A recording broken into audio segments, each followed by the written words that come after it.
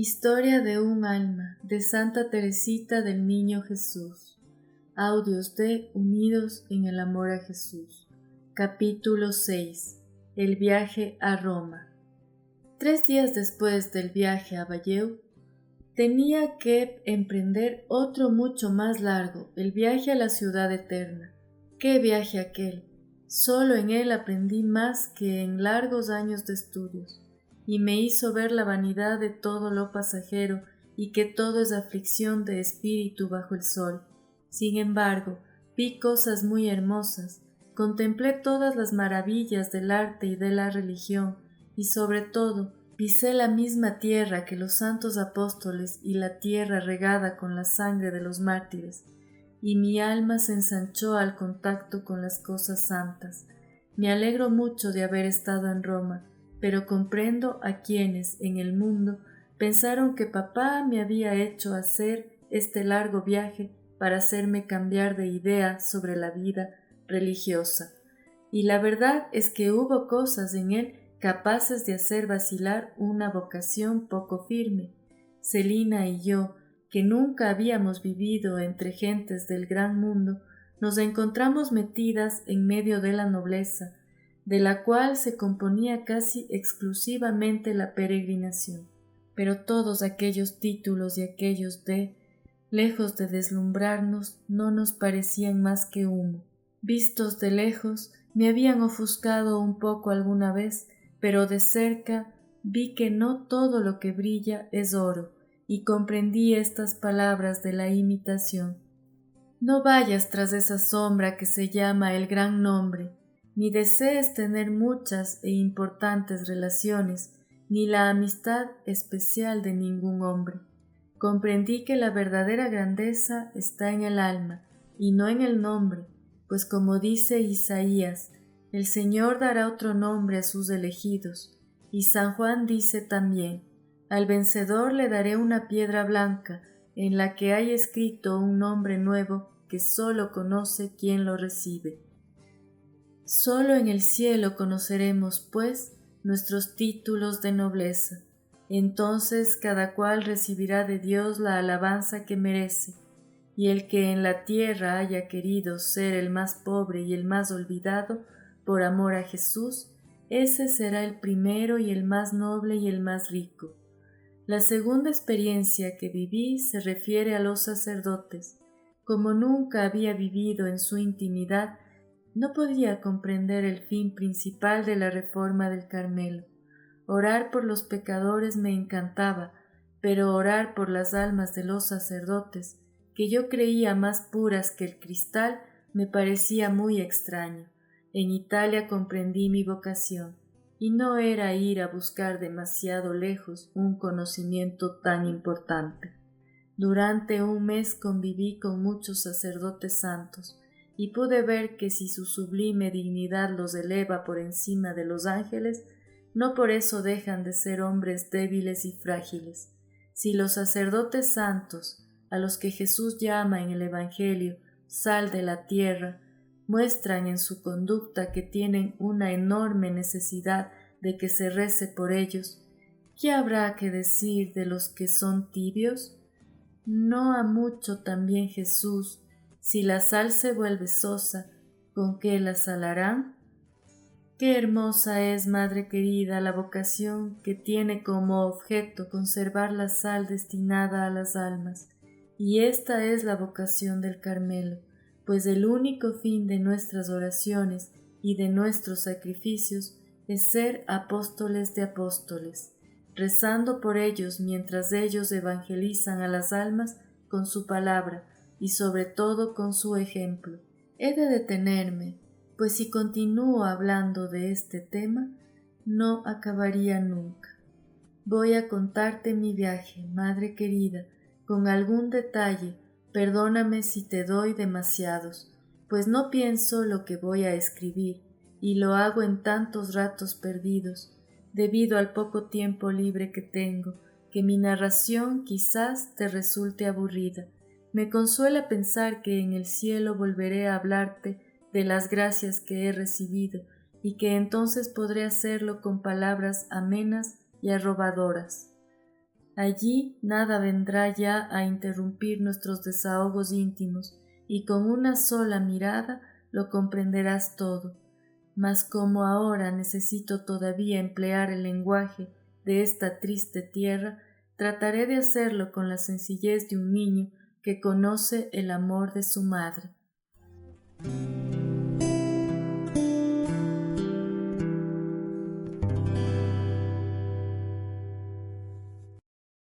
París, Nuestra Señora de las Victorias. La peregrinación salía de París el 7 de noviembre, pero papá nos llevó allí unos días antes para que la visitáramos. Una mañana a las 3 de la madrugada atravesaba la ciudad de Lisieux, que aún dormía. Muchas emociones pasaron en esos momentos por mi alma. Sabía que iba hacia lo desconocido y que allá lejos me esperaban cosas grandes. Papá iba feliz. Cuando el tren arrancó, él se puso a cantar aquella vieja canción: Rueda, rueda, diligencia, que ya estamos en camino. Llegamos a París por la mañana y comenzamos enseguida a visitar la ciudad. Nuestro pobre papaíto se desvivió por complacernos, así que en poco tiempo teníamos vistas todas las maravillas de la capital. Yo solo encontré una que verdaderamente me encantara, y esa maravilla fue Nuestra Señora de las Victorias. Imposible decir lo que sentía a sus pies. Las gracias que me concedió me emocionaron tan profundamente que solo mis lágrimas traducían mi felicidad. Como en el día de mi primera comunión, la Santísima Virgen me hizo sentir que había sido realmente ella quien me había sonreído y curado. Comprendí que velaba por mí y que yo era su hija, y que, entonces, yo no podía darle ya otro nombre que el de mamá, que me parecía mucho más tierno que el de madre. Con qué fervor le pedí que me amparara siempre y que convirtiera pronto mi sueño en realidad, escondiéndome a la sombra de su manto virginal. Ese había sido uno de mis primeros deseos de niña. Luego, al crecer, había comprendido que solo en el Carmelo podría encontrar de verdad el manto de la Santísima Virgen. Y hacia esa fértil montaña volaban todos mis deseos. Supliqué también a Nuestra Señora de las Victorias que alejase de mí todo lo que pudiese empañar mi pureza. No ignoraba que en un viaje como este a Italia se encontrarían muchas cosas capaces de turbarme, sobre todo porque, al no conocer el mal, temía descubrirlo, por no haber experimentado todavía que para el puro todo es puro, y que las almas sencillas y rectas no ven mal en ninguna parte, pues el mal solo existe en los corazones impuros y no en los objetos inanimados. Rogué también a San José que velase por mí. Desde mi niñez le tenía una devoción que se confundía con mi amor a la Santísima Virgen. Todos los días le rezaba la oración: San José, Padre y Protector de las Vírgenes. Con esto emprendí sin miedo el largo viaje. Iba tan bien protegida que me parecía imposible tener miedo. Después de consagrarnos al Sagrado Corazón de Jesús en la Basílica de Montmartre, salimos de París el lunes 7 muy de madrugada. No tardamos en ir conociendo a las demás personas de la peregrinación. Yo, que era tan tímida, que no solía atreverme casi a hablar, me hallé completamente libre de tan molesto defecto. Con gran sorpresa mía, hablaba libremente con todas las grandes damas, con los sacerdotes e incluso con el obispo de Coutances, como si hubiese vivido siempre en ese mundo. Creo que todo el mundo nos quería y a papá se le veía orgulloso de sus hijas, pero si él estaba orgulloso de nosotras, nosotras no lo estábamos menos de él, pues en toda la peregrinación no había un caballero más apuesto ni distinguido que mi querido rey. Le gustaba verse acompañado de Celina y de mí, y muchas veces, cuando no íbamos en coche y yo me alejaba de su lado, me llamaba para que le diese el brazo como en Lisieux.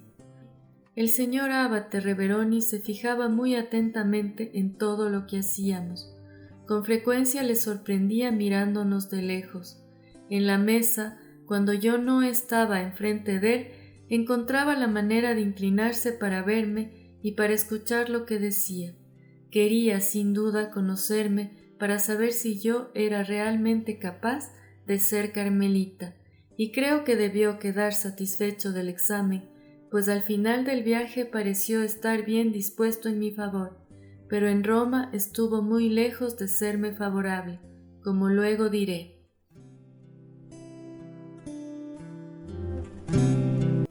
Suiza.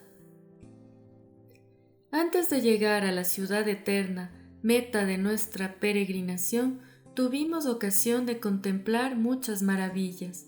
Primero fue Suiza, con sus montañas cuyas cimas se pierden entre las nubes y sus impetuosas cascadas despeñándose de 1000 diferentes maneras, y sus profundos valles plagados de helechos gigantes y de brezos rosados.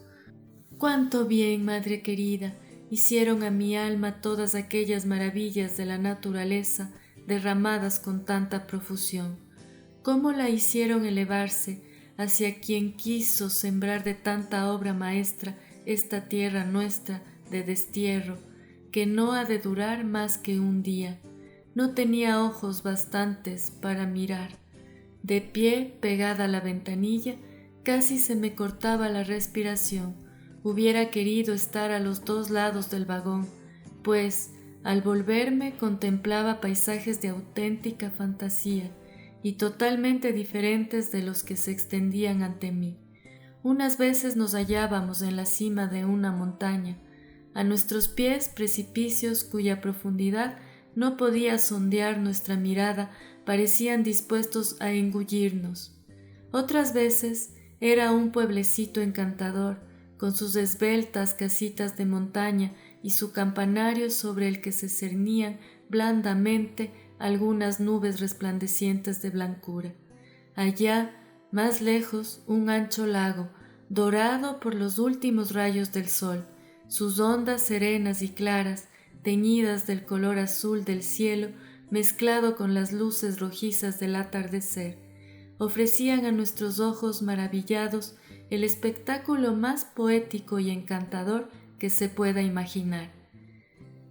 En lontananza, sobre el vasto horizonte, se divisaban las montañas cuyos contornos imprecisos hubieran escapado a nuestra vista si sus cumbres nevadas, que el sol volvía deslumbrantes, no hubiesen añadido un encanto más al hermoso lago que nos fascinaba. La contemplación de toda esa hermosura hacía nacer en mi alma pensamientos muy profundos. Me parecía comprender ya en la tierra la grandeza de Dios y las maravillas del cielo. La vida religiosa se me aparecía tal cual es, con sus sujeciones y sus pequeños sacrificios realizados en la sombra. Comprendía lo fácil que es replegarse sobre uno mismo y olvidar el fin sublime de la propia vocación, y pensaba, más tarde, en la hora de la prueba, cuando, prisionera en el Carmelo, no pueda contemplar más que una esquinita del cielo estrellado, me acordaré de lo que estoy viendo hoy, y ese pensamiento me dará valor, y al ver la grandeza y el poder de Dios, el único a quien quiero amar, olvidaré fácilmente mis pobres y mezquinos intereses. Ahora que mi corazón ha vislumbrado lo que Jesús tiene preparado para los que lo aman, no tendré la desgracia de apegarme a unas pajas. Milán, Venecia, Bolonia, Loreto. Después de haber admirado el poder de Dios, pude también admirar el que Él ha concedido a sus criaturas. La primera ciudad de Italia que visitamos fue Milán, la catedral, toda de mármol blanco y con sus estatuas suficientemente numerosas como para formar un pueblo innumerable. La visitamos hasta en sus más pequeños detalles. Celina y yo éramos intrépidas, siempre íbamos las primeras y seguíamos muy de cerca a Monseñor para ver todo lo referente a las reliquias de los santos y escuchar bien las explicaciones. Por ejemplo, mientras él celebraba el santo sacrificio sobre la tumba de San Carlos, nosotras estábamos con papá detrás del altar, con la cabeza apoyada en la urna que guarda el cuerpo del santo, revestido de sus ornamentos pontificales, y así hacíamos en todas partes, excepto cuando se trataba de subir a donde la dignidad de un obispo no lo permitía, pues en tales casos sabíamos muy bien separarnos de su excelencia, dejando a las tímidas señoras, tapándose la cara con las manos después de subir a los primeros campaniles que coronaban la catedral. Nosotras seguimos a los peregrinos más audaces y llegamos hasta lo alto del último campanario de mármol y tuvimos el placer de contemplar a nuestros pies la ciudad de Milán, cuyos numerosos habitantes parecían un pequeño hormiguero.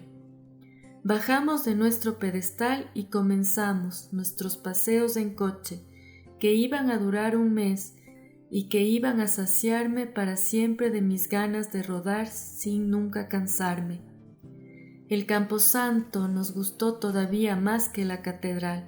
Todas aquellas estatuas de mármol blanco a las que el cincel del genio parece haber insuflado vida, están colocadas por el enorme campo de los muertos con una especie de estudiado descuido que, para mi gusto, aumenta aún más su encanto.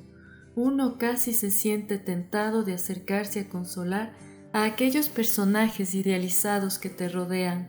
Su expresión es tan real y su dolor tan sereno y resignado que uno no puede por menos de reconocer los pensamientos de inmortalidad que debían llenar el corazón de los artistas que realizaron esas obras de arte.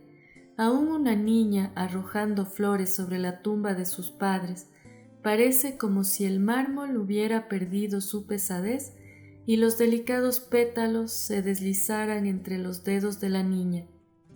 El viento parece dispersarlos y parece también hacer flotar el velo ligero de las viudas y las cintas con que las jóvenes adornan sus cabellos. Papá estaba tan encantado con nosotras. En Suiza se había sentido cansado, pero aquí recobró su jovialidad y disfrutó del hermoso espectáculo que contemplábamos. Su alma de artista se reflejaba en las expresiones de fe y de admiración que aparecían en su hermoso rostro. Un señor ya mayor, francés, que no tenía sin duda un alma tan poética, nos miraba con el rabillo del ojo y decía malhumorado, como con aire de lamentar el no poder compartir nuestra admiración: «Pero qué entusiastas son los franceses. Creo que aquel pobre señor hubiera hecho mejor quedándose en su casa, pues no me pareció que estuviera satisfecho del viaje. Con frecuencia se ponía a nuestro lado y de su boca no salían más que quejas. Estaba descontento de los coches, de los hoteles, de las personas, de las ciudades, en suma de todo. Papá, con su habitual grandeza de alma, trataba de animarlo, le cedía su sitio, etc. Se encontraba siempre a gusto en todas partes y era de un temperamento diametralmente opuesto al de su desagradable vecino. Cuántos y cuán diferentes personajes encontramos, y qué interesante el estudio del mundo cuando uno está a punto de abandonarlo. En Venecia la escena cambió por completo. Allí, en lugar de los ruidos de las grandes ciudades, solo se oyen, en medio del silencio, los gritos de los gondoleros y el murmullo del agua agitada por los remos. Venecia no carece de encantos, pero a mí me pareció una ciudad triste. El palacio de los duques es espléndido, pero resulta también triste, con sus enormes salones en los que se hace una verdadera ostentación del oro, de maderas, de los mármoles más preciosos y de los cuadros de los más célebres maestros. Hace ya muchos años que sus bóvedas sonoras han dejado de escuchar la voz de los gobernadores pronunciando sentencias de vida o de muerte en aquellas salas que atravesábamos. han dejado de sufrir los desdichados prisioneros, encerrados por los duques en los calabozos y en las mazmorras subterráneas. Al visitar aquellas espantosas prisiones, me parecía estar viviendo en los tiempos de los mártires, y me habría gustado poder quedarme allí para imitarlos. Pero tuvimos que salir prontamente y pasar el puente de los suspiros, así llamado a causa de los suspiros de alivio que daban los condenados al verse libres del horror de los sótanos a los que preferían la muerte. Desde Venecia nos dirigimos a Padua, donde veneramos la lengua de San Antonio, y de allí a Bolonia, donde vimos el cuerpo de Santa Catalina que conserva la huella del beso del niño Jesús. Muchos son los detalles interesantes que podría dar sobre cada ciudad y sobre las 1000 peripecias de nuestro viaje, pero sería para nunca acabar, por lo que solo voy a escribir los detalles más importantes. Respiré al salir de Bolonia. Esa ciudad se me había hecho insoportable a causa de los estudiantes que la llenaban y que formaban un auténtico cerco a nuestro alrededor cuando teníamos la desgracia de salir a pie, y sobre todo a causa de la pequeña aventura que me sucedió con uno de ellos. Me alegré de emprender el camino hacia Loreto. No me extraña que la Santísima Virgen haya elegido este lugar para transportar a él su bendita casa. Allí la paz, la alegría y la pobreza reinan como soberanas. Todo es sencillo y primitivo. Las mujeres han conservado su vistoso traje italiano y no han adoptado, como en otras ciudades, la moda de París. En una palabra, Loreto me encantó. ¿Y qué puedo decir de la Santa Casa? Me emocionó profundamente encontrarme bajo el mismo techo de la Sagrada Familia, contemplar las paredes en las que Jesús posó sus ojos divinos, pisar la tierra que José regó con su sudor y donde María llevó en brazos a Jesús después de haberlo llevado en su seno virginal. Visité la salita donde el ángel se apareció a la Santísima Virgen. Metí mi rosario en la pequeña escudilla del niño Jesús. ¡Qué recuerdos tan maravillosos! Pero nuestra mayor alegría fue recibir al mismo Jesús en su casa y convertirnos en un templo vivo, en el mismo lugar que Él honró con su presencia. Es costumbre en Italia conservar el Santísimo en las iglesias solo en un altar, y solamente allí se puede recibir la Sagrada Comunión. Este altar se encuentra en la misma basílica donde está la Santa Casa, encerrada como un diamante precioso en un estuche de mármol blanco. Esto no nos gustó, pues queríamos recibir la comunión, no en el estuche, sino en el mismo diamante.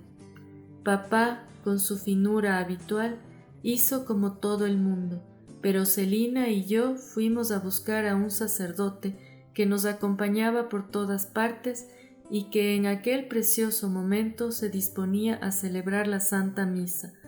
Por un privilegio especial, en la Santa Casa, pidió 2 hostias pequeñas que puso en la patena con la hostia grande. Ya comprenderás, madre querida, cuál fue nuestra ilusión al recibir las 2 juntas la Sagrada Comunión en aquella casa bendita. Fue una alegría totalmente celestial que no se puede expresar en palabras. ¿Qué será entonces cuando recibamos la comunión en la morada celestial del Rey de los cielos? Allí ya no veremos que se nos acaba la alegría, ni existirá ya la tristeza de la partida, y para llevarnos un recuerdo no tendremos que rascar furtivamente las paredes santificadas por la presencia divina, pues su casa será la nuestra por toda la eternidad. Dios no quiere darnos su casa de la tierra, se conforma con enseñárnosla para hacernos amar la pobreza y la vida escondida. La que nos reserva es su propio palacio de la gloria, donde ya no le veremos escondido bajo las apariencias de un niño o de una blanca hostia, sino tal cual es, en el esplendor de su gloria infinita. El Coliseo y las catacumbas. Ahora solo me falta ya hablar de Roma, meta de nuestro viaje, donde yo esperaba encontrar el consuelo, pero donde encontré la cruz. Llegamos a Roma de noche y dormidos. Nos despertaron los empleados de la estación que gritaban: «Roma, Roma». No era un sueño, estaba en Roma.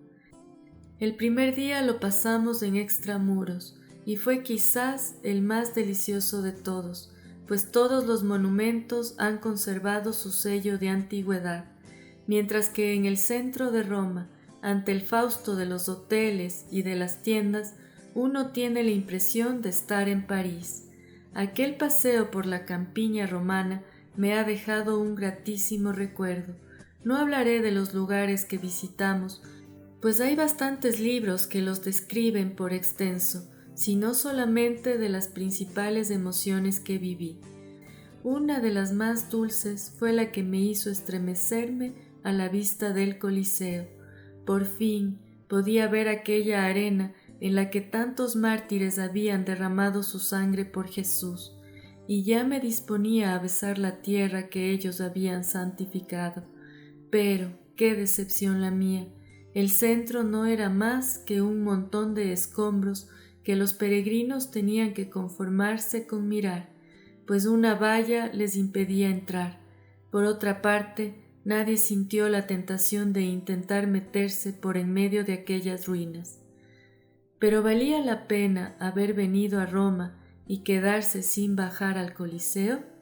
Aquello me parecía imposible. Ya no escuchaba las explicaciones del guía, solo un pensamiento me rondaba por la cabeza: bajar a la arena. Al ver pasar a un obrero con una escalera, estuve a punto de pedírsela. Afortunadamente no puse en práctica mi idea, pues me habría tomado por loca.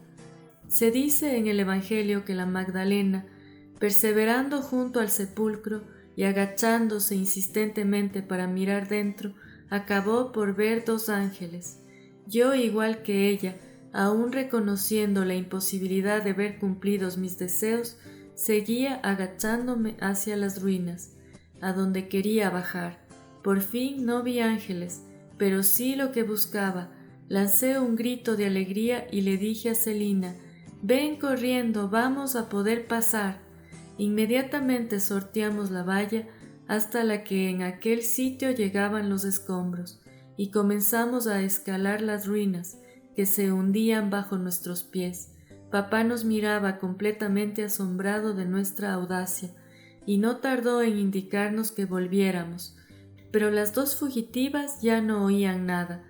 Lo mismo que los guerreros sienten aumentar su valor en medio del peligro, así nuestra alegría iba en aumento en proporción al trabajo que nos costaba alcanzar el objeto de nuestros deseos.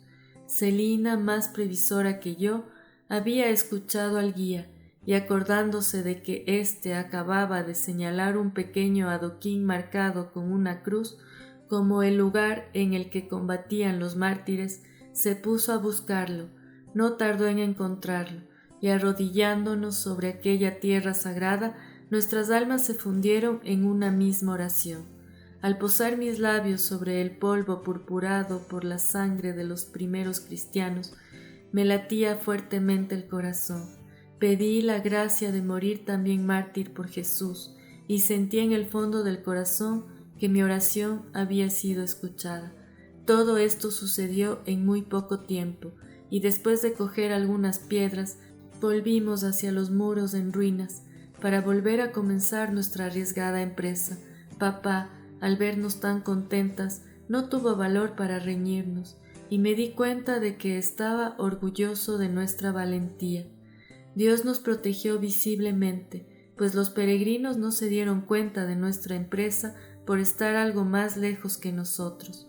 Ocupados sin duda en contemplar las magníficas arcadas de las que el guía estaba resaltando, las pequeñas cornisas y los cupidos colocados sobre ellas, y así ni él ni los señores ábates se enteraron de la alegría que embargaba nuestros corazones.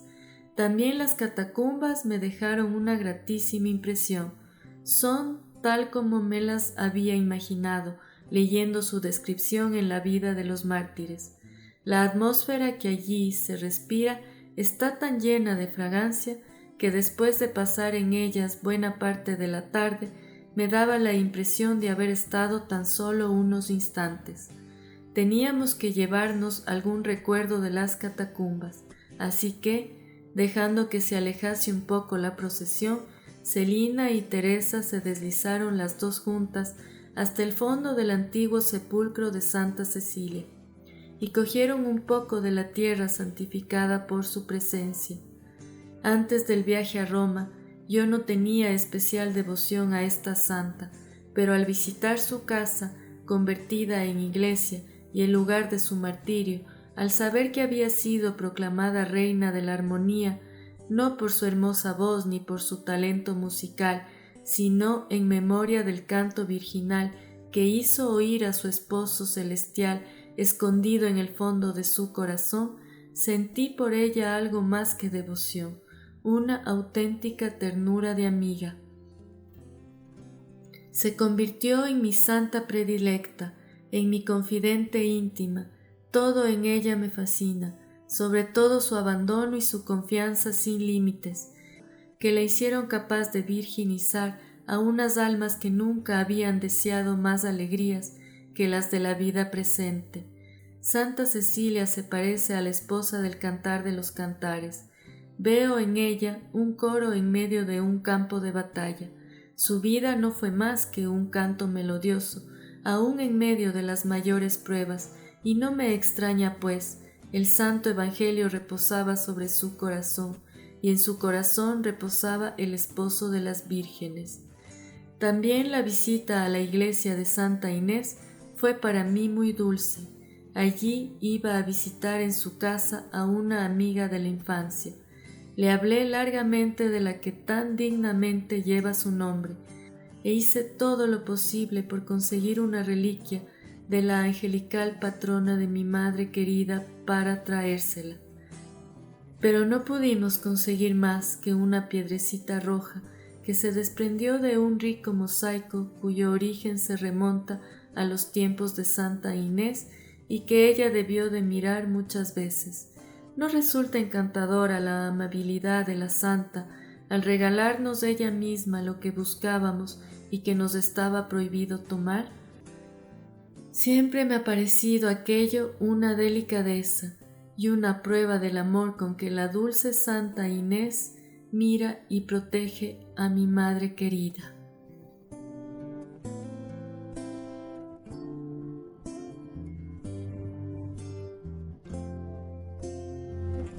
Audiencia con León XIII. 6 días pasamos visitando las principales maravillas de Roma y el séptimo vi la mayor de todas, León XIII. Deseaba que llegase aquel día y al mismo tiempo lo temía. De él dependía mi vocación, pues la respuesta que debía recibir de Monseñor no había llegado y había sabido, madre querida, por una carta tuya, que ya no estaba muy bien dispuesto en mi favor. Así que mi única tabla de salvación era el permiso del Santo Padre. Pero para obtenerlo había que pedirlo. Tenía que atreverme a hablar al Papa, delante de todo el mundo, y simplemente el pensarlo me hacía temblar. Solo Dios sabe, y mi querida Celina, lo que sufrí antes de la audiencia. Nunca olvidaré cómo me acompañó ella en todas mis pruebas. Parecía como si mi vocación fuese la suya. Los sacerdotes de la peregrinación se dieron cuenta de cómo nos queríamos. Una noche estábamos en una reunión tan numerosa que faltaban sillas. Entonces Celina me sentó sobre sus rodillas y nos miramos con tanto cariño que un sacerdote exclamó: «¿Cómo se quieren? Esas dos hermanas serán siempre inseparables». Sí, nos queríamos, pero nuestro cariño era tan puro y tan fuerte que el pensamiento de la separación no nos inquietaba, pues sabíamos que nada en el mundo, ni siquiera el océano, podía alejarnos una de la otra. Celina veía tranquila cómo mi barquilla se iba acercando a la ribera del Carmelo y se resignaba a quedarse en el mar tempestuoso del mundo, todo el tiempo que Dios quisiera, segura de que un día también ella llegaría a la ribera objeto de nuestros deseos. El domingo 20 de noviembre, vestida según la etiqueta del Vaticano, es decir, de negro y con mantilla de encaje por tocado, y adornadas con una gran medalla de León XIII que colgaba de una cinta azul y blanca, hicimos nuestra entrada en el Vaticano, en la capilla del Sumo Pontífice. A las 8, nuestra emoción fue muy profunda al verle entrar para celebrar la Santa Misa. Tras bendecir a los numerosos peregrinos congregados a su alrededor, subió las gradas del altar y nos demostró con su piedad, digna de vicario de Jesús, que era verdaderamente el Santo Padre. Cuando Jesús bajó a las manos de su pontífice, mi corazón latió con fuerza y mi oración se hizo ardiente. Sin embargo, la confianza llenaba mi corazón. El Evangelio de ese día contenía estas palabras: «No temas, pequeño rebaño, porque mi Padre ha tenido a bien daros su reino». No temía. Esperaba que muy pronto sería mío el reino del Carmelo. No pensaba entonces en aquellas otras palabras de Jesús: «Yo os transmito el reino como me lo transmitió mi Padre a mí». Es decir, te reservo cruces y tribulaciones, así te harás digna de poseer ese reino por el que suspiras. Si fue necesario que Cristo sufriera para entrar así en su gloria, si tú quieres tener un sitio a su lado, tendrás que beber el cáliz que Él mismo bebió. Ese cáliz me lo presentó el Santo Padre, y mis lágrimas fueron a mezclarse con la amarga bebida que se me ofrecía. Después de la misa de acción de gracias que siguió a la de su santidad, comenzó la audiencia. León XIII estaba sentado en un gran sillón. Vestía simplemente una sotana blanca y una museta del mismo color, y en la cabeza no llevaba más que un pequeño solideo. A su lado estaban de pie varios cardenales, arzobispos y obispos, pero yo solo lo vi globalmente, pues mi atención estaba centrada en el Santo Padre. Íbamos desfilando procesionalmente ante él. Cada peregrino, cuando le llegaba su turno, se arrodillaba, besaba el pie y la mano de León XIII, recibía su bendición y 2 guardias nobles le tocaban, por ceremonia, indicándose así que debía levantarse al peregrino, pues me explico tan mal que podría entenderse que era al Papa. Antes de entrar en el salón pontificio, yo estaba completamente decidida a hablar, pero sentí que mi valor flaqueaba cuando vi a la derecha del Santo Padre al señor Reveroni. Casi en aquel mismo instante nos dijeron de su parte que prohibía hablar a León XIII, pues la audiencia se estaba prolongando demasiado. Yo me volví hacia mi Celina querida para conocer su opinión. «Habla», me dijo. Un momento después estaba yo a los pies del Santo Padre.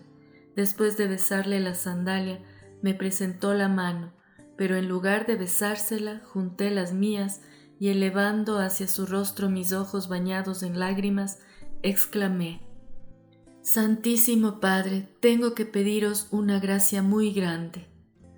Entonces el sumo pontífice inclinó hacia mí su cabeza, de manera que mi rostro casi tocaba el suyo, y vi sus ojos negros y profundos que se fijaban en mí y parecían querer penetrarme hasta el fondo del alma. «Santísimo Padre, en honor de vuestras bodas de oro, permitidme entrar en el Carmelo a los 15 años». Sin duda la emoción hacía temblar mi voz, por lo que el Santo Padre, volviéndose hacia el señor Reveroni, que me miraba asombrado y disgustado, le dijo: «No comprendo bien». Si Dios lo hubiera permitido, le habría sido fácil al señor Reveroni alcanzarme lo que deseaba, pero Dios quería darme cruz y no consuelo. «Santísimo Padre», respondió el vicario general, «se trata de una niña que desea entrar en el Carmelo a los 15 años, pero los superiores están en estos momentos estudiando la cuestión». Bueno, hija mía, respondió el Santo Padre mirándome bondadosamente, haz lo que te digan los superiores. Entonces, apoyando mis manos en sus rodillas, hice un último intento y le dije con voz suplicante, sí, Santísimo Padre, pero si usted dijese que sí, todo el mundo estaría de acuerdo. Me miró fijamente y pronunció estas palabras recalcando cada sílaba. Vamos, vamos, entrarás si Dios lo quiere. Y su acento tenía un no sé qué de tan penetrante y convincente que aún me parece estar oyéndole. Animada por la bondad del Santo Padre, quise seguir hablando, pero los dos guardias nobles me tocaron cortésmente para que me levantase, y viendo que con eso no bastaba, me cogieron por los brazos y el señor Reveroni les ayudó a levantarme, pues seguía con las manos juntas apoyadas en las rodillas del Santo Padre, y tuvieron que arrancarme de sus pies a viva fuerza. Mientras me quitaban de en medio de esa manera, el Santo Padre acercó su mano a mis labios y después la levantó para bendecirme. Entonces los ojos se me llenaron de lágrimas, y el señor Reveroni pudo contemplar al menos tantos diamantes como había visto en Valleus.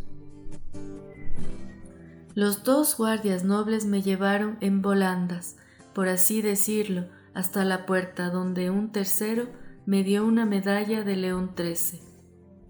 Celina, que iba detrás de mí, acababa de ser testigo de la escena que acababa de ocurrir.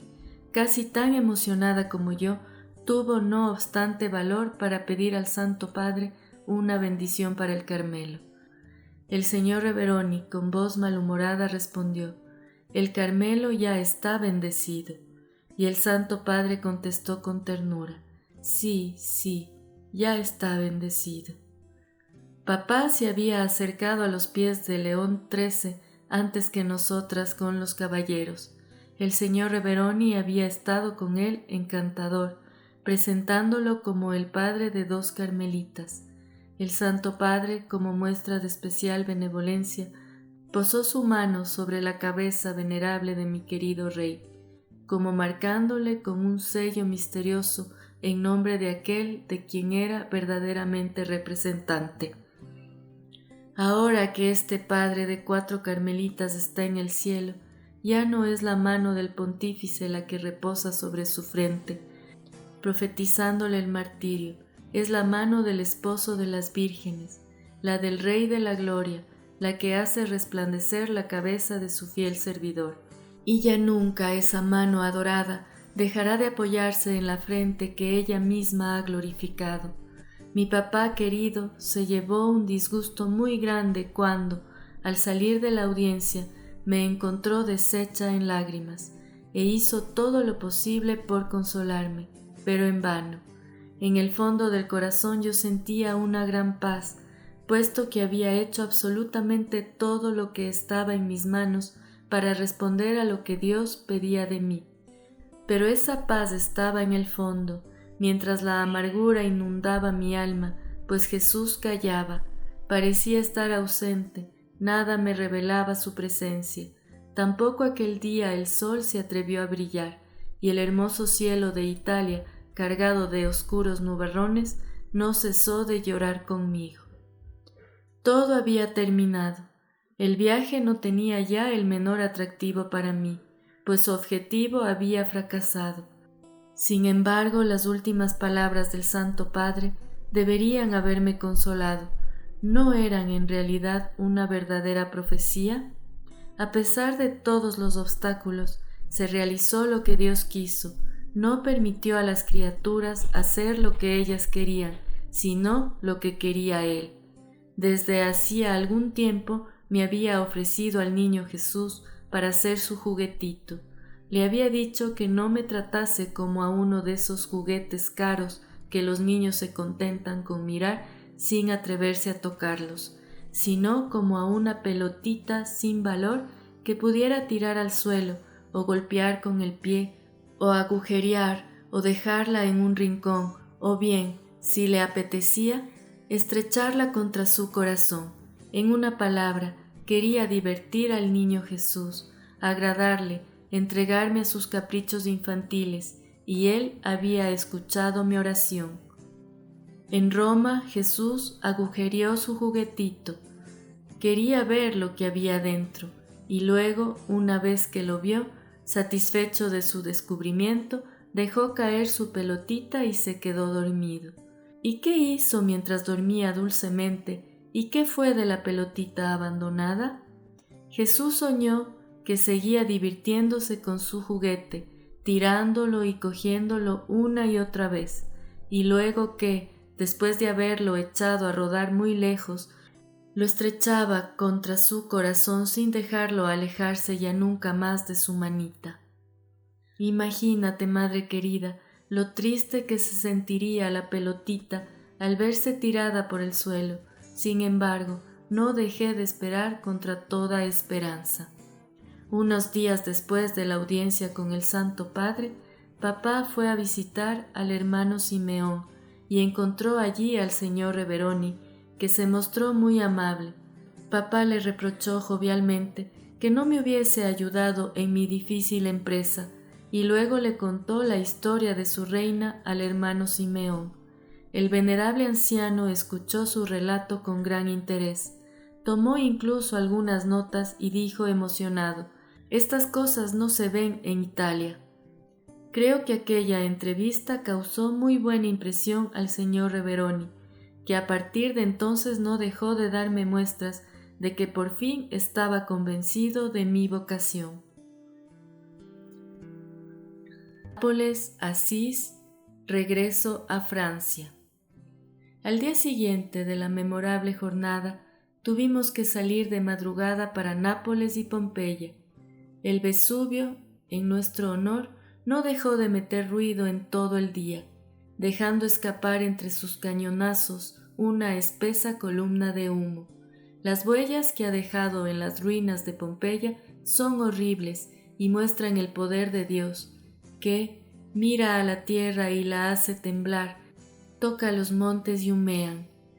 Me hubiera gustado pasearme sola por entre las ruinas y meditar en la fragilidad de las realidades humanas, pero la cantidad de viajeros quitaba a la ciudad destruida buena parte de su melancólico encanto.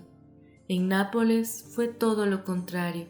La gran cantidad de coches de 2 caballos hizo que resultara espléndido nuestro paseo al monasterio de San Martín, situado en la cima de una alta colina que dominaba toda la ciudad. Lamentablemente, los caballos que nos conducían se desbocaban a cada paso, y más de una vez creí llegada mi última hora. Por más que el cochero repetía continuamente la palabra mágica de los conductores italianos: «A pipò, a pipò». Los pobres caballos estaban empeñados en volcar el coche. Por fin, gracias a la protección de nuestros ángeles de la guarda, llegamos a nuestro magnífico hotel. A lo largo de todo nuestro viaje nos alojamos en hoteles principescos. Nunca antes me había visto rodeada de tanto lujo, y aquí sí que cabe decir que la riqueza no hace la felicidad, pues yo me habría sentido mucho más feliz bajo un techo de paja con la esperanza del Carmelo, que entre artesonados de oro, escaleras de mármol blanco y tapices de seda, con amargura en el corazón. Comprendí bien que la alegría no se halla en las cosas que nos rodean, sino en lo más íntimo de nuestra alma. Se la puede poseer lo mismo en una prisión que en un palacio.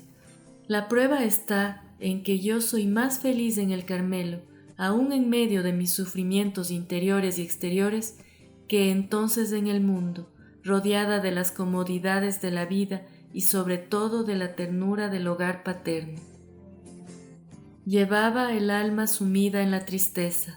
Sin embargo, exteriormente era la misma, pues creía que nadie conocía la petición que había hecho al Santo Padre. Pronto me convencí de lo contrario. Habiéndome quedado sola con Celina en el vagón, los demás peregrinos habían bajado a la cantina de la estación, aprovechando unos pocos minutos de parada. Vi que el señor Lecoux, vicario general de Constance, abría la puerta y mirándome me decía sonriendo: «¿Cómo está nuestra pequeña Carmelita?». Entonces comprendí que toda la peregrinación conocía mi secreto.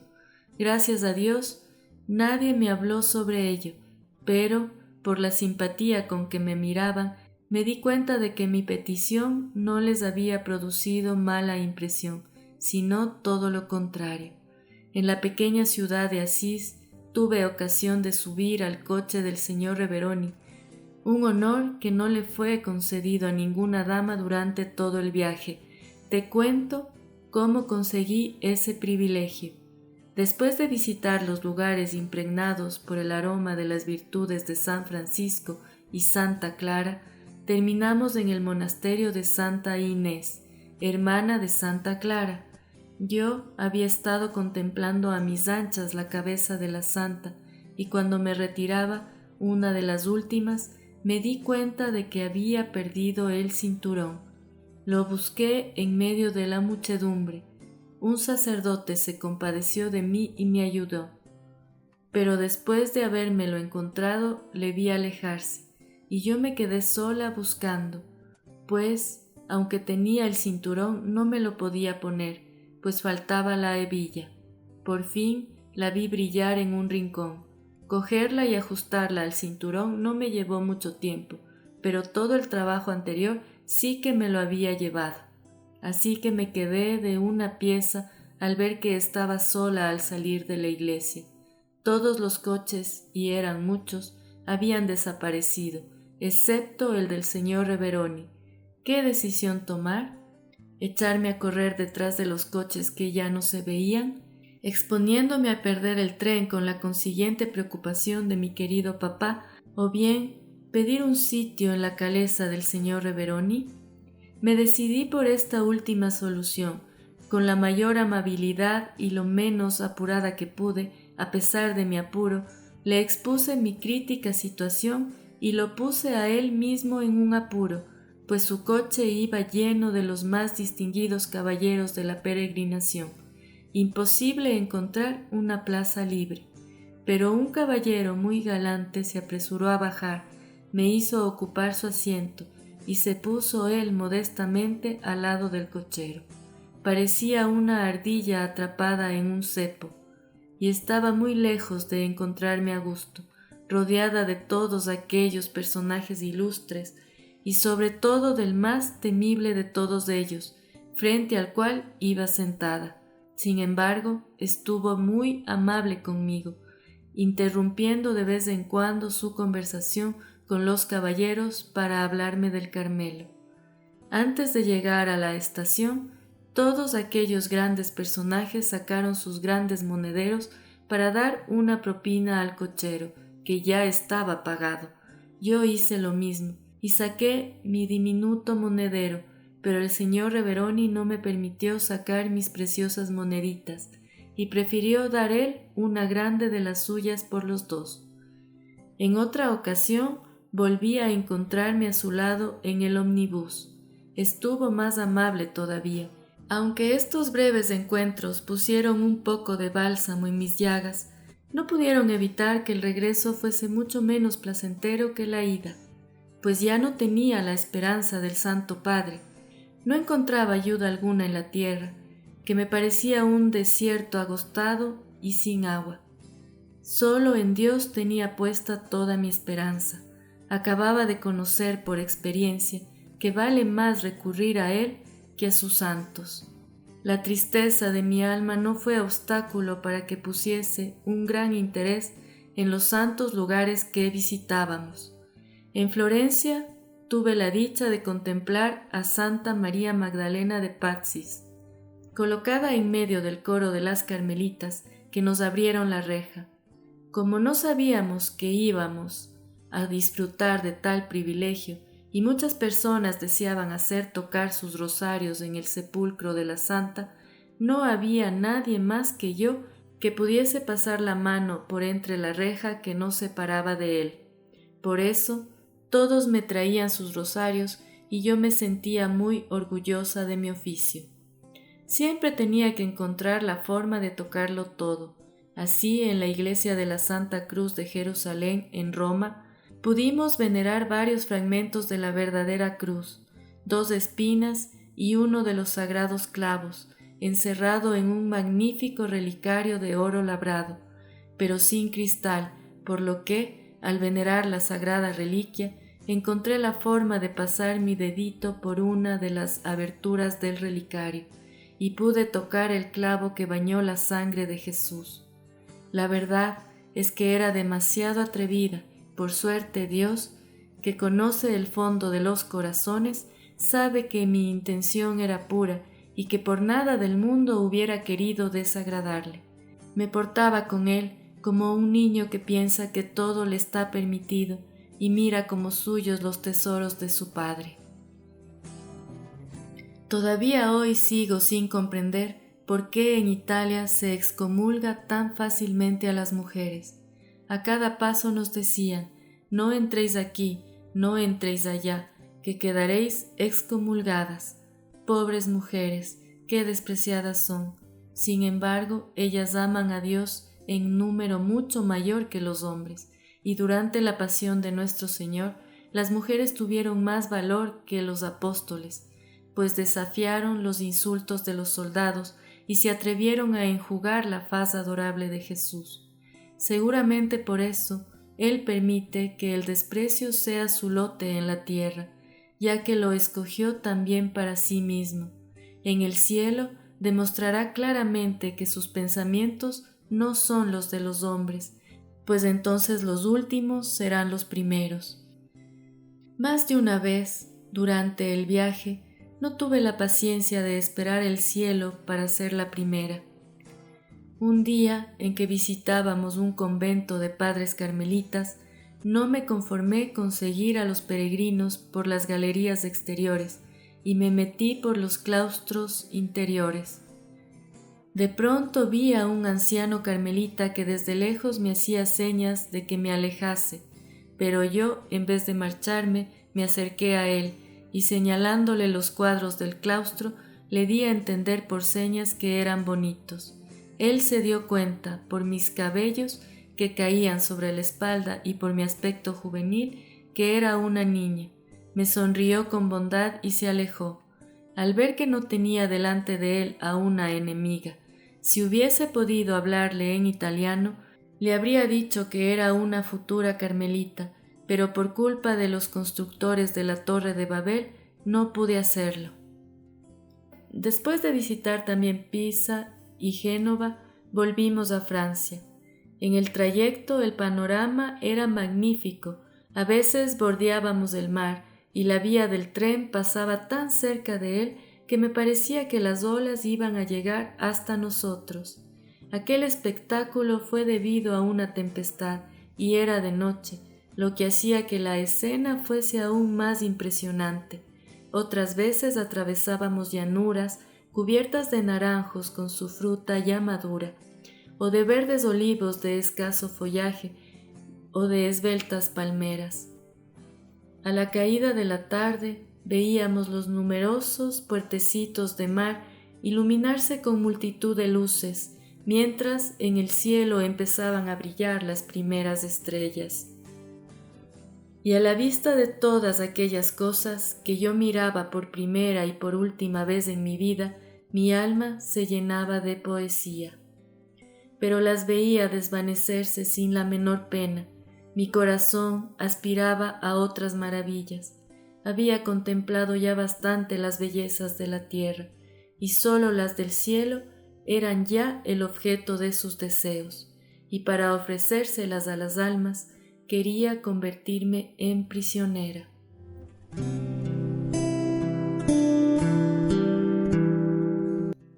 Mas antes de ver abrirse ante mí las puertas de la bendita prisión por la que suspiraba, tenía aún que luchar y que sufrir. Lo presentía al volver a Francia. Sin embargo, mi confianza era tan grande que no perdí la esperanza de que me permitieran entrar en el Carmelo el 25 de diciembre. Apenas llegamos a Lisieux, nuestra primera visita fue para el Carmelo. ¡Qué encuentro aquel! Teníamos tantas cosas que decirnos después de un mes de separación, mes que me pareció larguísimo y en el que aprendí más que en muchos años. Qué dulce fue para mí, madre querida, volverte a ver y abrirte mi pobre alma herida. A ti, que sabías comprenderme tan bien, a ti, a quien bastaba una palabra o una mirada para adivinarlo todo. Me abandoné en entera confianza. Había hecho todo lo que dependía de mí, todo hasta hablarle al Santo Padre, por lo que ya no sabía qué más tenía que hacer. Tú me dijiste que escribiese a Monseñor, recordándole su promesa. Lo hice enseguida lo mejor que supe, pero en unos términos que a nuestro tío le parecieron demasiado ingenuos. Él rehizo la carta. Cuando yo iba a echarla al correo recibí una tuya, diciéndome que no escribiese, que esperase unos días más. Obedecí enseguida, pues estaba segura de que esa era la mejor forma de no equivocarme. Por fin, 10 días antes de Navidad, salió mi carta, plenamente convencida de que la respuesta no se haría esperar. Todas las mañanas iba a correos con papá después de misa, pensando encontrar allí el permiso para echarme a volar, pero cada mañana me traía una nueva decepción que sin embargo no hacía vacilar mi fe. Pedía a Jesús que rompiese mis ataduras y las rompió, pero de una forma totalmente diferente a como yo esperaba. Llegó la fiesta de Navidad y Jesús no despertó. Dejó en el suelo a su pelotita, sin echarle siquiera una mirada. Al ir a misa de gallo llevaba roto el corazón. Tenía tantas esperanzas de asistir a ella tras las rejas del Carmelo. Esta prueba fue muy dura para mi fe, pero aquel cuyo corazón vela mientras él duerme me hizo comprender que él obra auténticos milagros y cambia las montañas del lugar en favor de quienes tienen una fe como un grano de mostaza, pero que con sus íntimos, con su madre, él no hace milagros hasta haber probado su fe. No dejó morir a Lázaro, a pesar de que Marta y María le habían hecho saber que estaba enfermo. Y en las bodas de Caná, cuando la Virgen le pidió que ayudara a los anfitriones, ¿no le contestó que todavía no había llegado su hora? Pero después de la prueba, ¿qué recompensa? El agua se convierte en vino, Lázaro resucita. Así actuó Jesús con su Teresita. Después de haberla probado durante mucho tiempo, colmó todos los deseos de su corazón. Por la tarde de aquel radiante día de fiesta que yo pasé llorando, fui a visitar a las Carmelitas. Me llevé una gran sorpresa cuando, al abrir la reja, vi un precioso niño Jesús que tenía en la mano una pelota en la que estaba escrito mi nombre. Las Carmelitas, en lugar de Jesús, que era demasiado pequeño todavía para hablar, me cantaron una canción compuesta por mi madre querida. Cada una de sus palabras derramaba en mi alma un dulce consuelo. Jamás olvidaré aquella delicadeza del corazón maternal que siempre me colmó de los más exquisitos detalles de ternura. Después de dar las gracias derramando dulces lágrimas, les conté la sorpresa que me había dado mi querida Celina al volver de la misa de gallo. En mi habitación, en medio de una preciosa jofaina, había encontrado un barquito que llevaba al niño Jesús dormido con una pelotita a su lado. En la blanca vela Celina había escrito estas palabras: «Duermo, pero mi corazón vela», y en el barco esta sola palabra: «abandono». Ay, si Jesús no hablaba todavía a su pequeña prometida, si sus ojos divinos seguían cerrados, por lo menos se revelaba a ella por medio de otras almas que comprendían todas las delicadezas y todo el amor de su corazón. El primer día del año 1888, Jesús me hizo una vez más el regalo de su cruz, pero esta vez la llevé yo sola. pues fue tanto más dolorosa cuanto menos la comprendía. Una carta de Paulina me comunicaba que la respuesta de Monseñor había llegado el 28, fiesta de los santos inocentes, pero no me lo habían hecho saber porque se había decidido que mi entrada no tuviera lugar hasta después de la Cuaresma. Al pensar en una espera tan larga, no pude contener las lágrimas. Esta prueba tuvo para mí un carácter muy particular. Veía mis ataduras rotas por parte del mundo, pero ahora era el arca santa la que negaba la entrada a la pobre palomita. Convengo en que debí parecer poco razonable al no aceptar gozosa esos 3 meses de destierro, pero creo también que esta prueba, aunque no lo pareciese, fue muy grande y me ayudó a crecer mucho en el abandono y en las demás virtudes. ¿Cómo transcurrieron estos 3 meses tan rico en gracias para mi alma? Al principio me vino a la cabeza la idea de no molestarme en llevar una vida tan ordenada como solía, pero pronto comprendí el valor de aquel tiempo que se me concedía y decidí entregarme con más intensidad que nunca a una vida seria y mortificada. Cuando digo mortificada, no es para hacer creer que hiciera penitencias, pues nunca las he hecho. Lejos de parecerme a esas almas grandes que desde la niñez practicaron toda serie de mortificaciones, yo no sentía por ellas el menor atractivo. Esto se debía sin duda a mi flojedad, pues hubiera podido encontrar como Celina mis pequeños recursos para mortificarme. En vez de eso, siempre me dejé mecer entre algodones y cebar como un pajarito que no necesita hacer penitencia.